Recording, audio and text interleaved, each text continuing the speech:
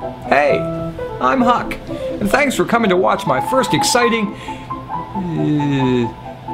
first incredible, no. Well, thanks for watching my first YouTube video. You're probably thinking, dude, what kind of crazy ass stunts and stuff are you going to be doing on your videos? Fair question.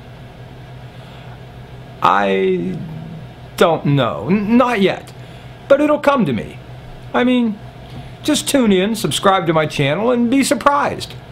Hell, I mean, if I come up with anything creative, funny, or interesting, we'll all be fucking surprised. Hey, it's Huck. And that was a scene from my very first video I uploaded on March 28th, 2010. This month marks my 3rd anniversary on YouTube. I had some truly unrealistic goals when I first started out on here, trying to earn a little supplemental income so that I could be here to take care of my mom, who needed me here, well, every minute that I could be here. Just working my 8-hour night shift job every day has been a real challenge, given my mom's health. But the demands, both financially and regarding her care, have grown only more difficult these last few months. I'm sorry my videos have been less frequent and not as polished or as ambitious as I'd like. We found out in late September that Mom has inoperable lung cancer, and it's something that we're dealing with as best we can. I set up a Help Huck and His Mom fund back when we first got the bad news, and so many of you have generously contributed more than $2,000 to help us get through these last few months. To each and every one of you who has helped, and I know some of you have done so repeatedly and at great sacrifice, we are truly in your debt. If there's anything I've learned in the 3 years of being a small part of the YouTube community, it's that whether you have an audience large or small, it really does feel like family. And every time one of these members of my YouTube family suddenly goes away, who quits making videos, or whose comments no longer grace my own, I feel weakened and sad. Despite some very real challenges, I hope I can go on to contribute videos to YouTube for another 3 years. Not because it's ever likely to generate any real income, but because there's enough sadness and heartbreak in the world without me adding a small measure of my own to the pile. You see,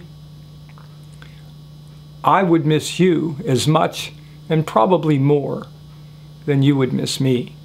So in honor of marking this my 3rd year on YouTube, I thought you might enjoy taking a look back at some of my efforts. Hopefully some of these will bring back some fond memories. For others, maybe it'll give you a chance to go back and review some of the videos that I've done 2 or 3 years ago that perhaps you haven't seen. Anyway, thanks for being there.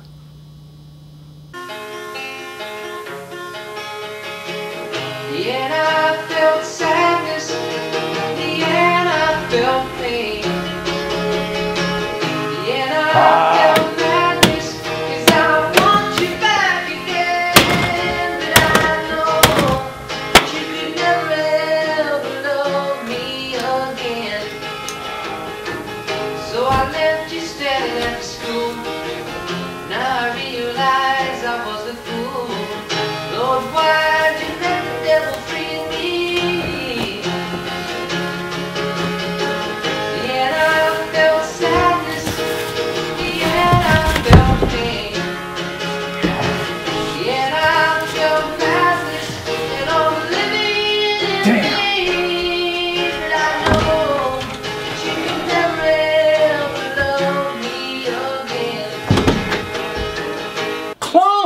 Huck! No way that was you singing. It's because of this bottle of wine I got with my Christmas money. I bought it on eBay. Wait a minute, this is crazy. There's no such thing as magic wine. This is Jammin' Johnny from Island Records. Did you say Island Records? Look, Mr. Finn, I don't typically even respond to these demo CDs like the one you sent us. But I'm gonna take a chance here. You need to see Clone. I just gotta see what he looks like. We're doomed. Send us the video and I'll take a look at it. But I cannot promise you anything else. Lord, why'd you let the devil free me? Yet I felt sadness, yet I felt pain, yet I felt madness, and all living in vain. But I know that you can never ever love me again. It's over. They didn't like it. If they did, we'd know by now. These things just take time, Clone. I'm sure there's a very good reason why Jammin' Johnny hasn't called yet. He's probably been very busy. Busy? Yeah, busy. Doing whatever big record producers do. Yeah. Hold on, I can't hear you. Yeah, boss, it's been one meeting after another at this convention. I just can't seem to catch my breath. Your work has been piling up all month, Johnny. Well, I have a very special assignment for you, and I need it done today. Gee, boss, I have a full schedule today. I really don't think I'm gonna be able to make it back before Monday. Fine. I'll have a pink slip waiting for you. I'll just give Johnson the new account. What new account? If you'd been here to open your mail, you'd have seen this video of our next big star. Someone named Finn sent it in. Been sitting on your desk for weeks. Finn? That name sounds familiar. I want this clone character signed to a contract today. I just hope some other agency hasn't snatched him up while you've been screwing around. But boss, I'm in New York. How am I supposed to get all the way to... Midnight tonight, or find yourself another job. You got that? Johnny? Johnny? Taxi! Taxi! A sane Bosserus asks, I like this girl and she likes me. I am pretty sure we want a date, but her parents say no. And she has this stalker who doesn't understand that she doesn't like him, and he would probably stab me to death if I ever asked her out. Well, a sane, welcome to my world. I can really relate to this question, although in my case, it's usually the girl herself who's threatening me with bodily harm. Probably the best advice I can give you is that I've learned from experience that even the best of relationships can present formidable obstacles all by themselves, without all this added drama just to get them started. So you might want to take a fresh look around, seeing if there isn't some other girl you could become interested in who carries a lot less baggage right out of the gate.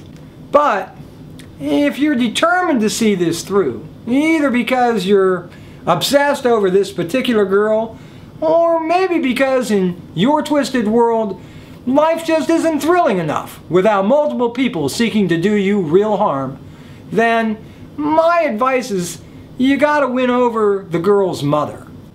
For the dad.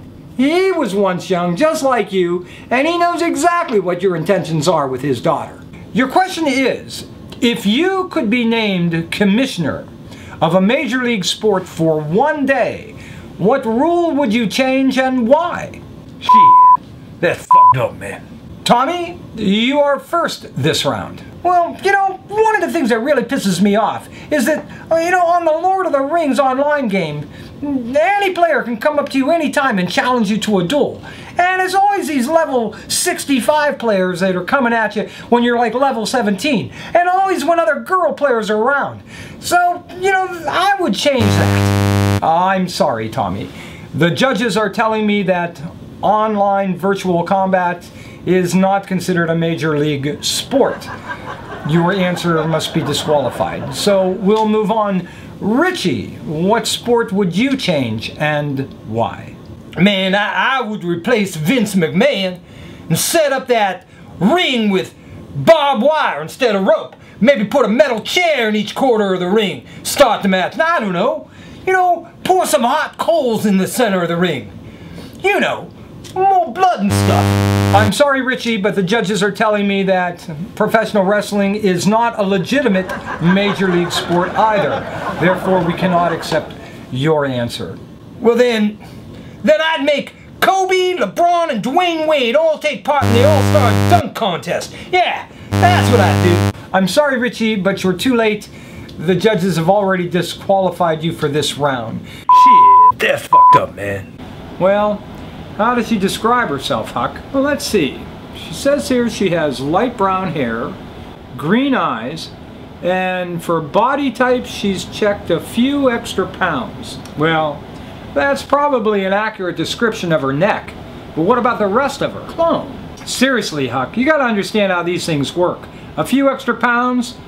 What that really means is that whatever she weighs, her 500-pound scale won't show it. Well, I don't think... Yeah, well, just don't take her to the beach. The beach?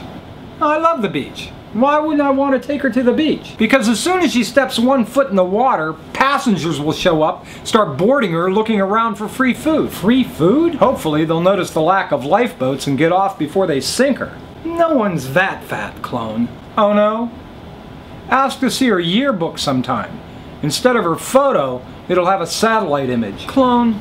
So why do they call them trick-or-treaters? Well, the idea is that if you don't give the kids a treat, they might play a dirty trick on you. A dirty trick?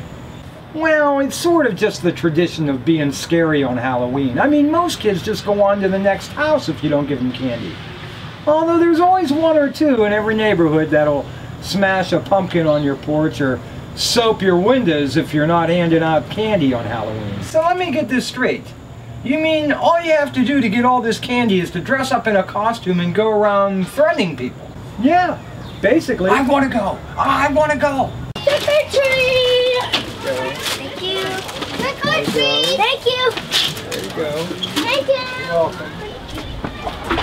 Trick or treat!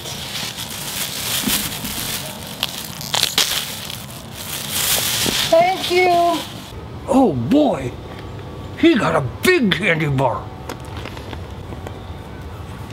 Trick or treat.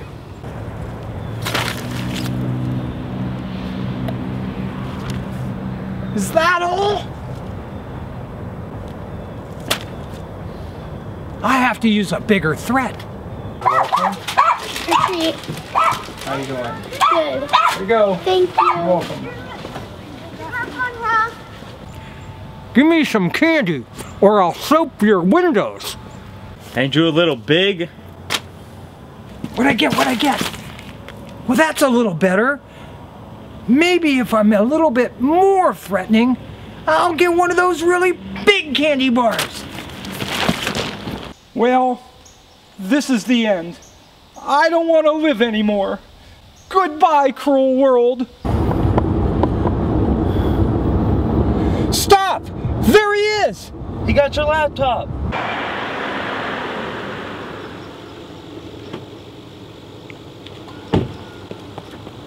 Clone, come down from there. Don't come near me. Now don't go doing anything foolish. You know I can't afford to replace that laptop. One more step and I'll jump. I swear I will. You're committed to spraining an ankle. Suicide, Huck. I wish I'd never been cloned. Come on down from there and let's talk about it. There's nothing to talk about. My mind is made up. What happened? Surely you can tell me what started all this. Women, Huck. Women think I'm ugly. What makes you think that? I saw this really attractive woman today at the bookstore. So I went up to her and I said, hello. And, well, it's terrible. It's humiliating. Why? What did she say? She took one look at me and she said, where's a 10-foot pole when you need one? Oh, hold on a minute. Dad, are you hungry? Yeah, sort of. We'll be right back.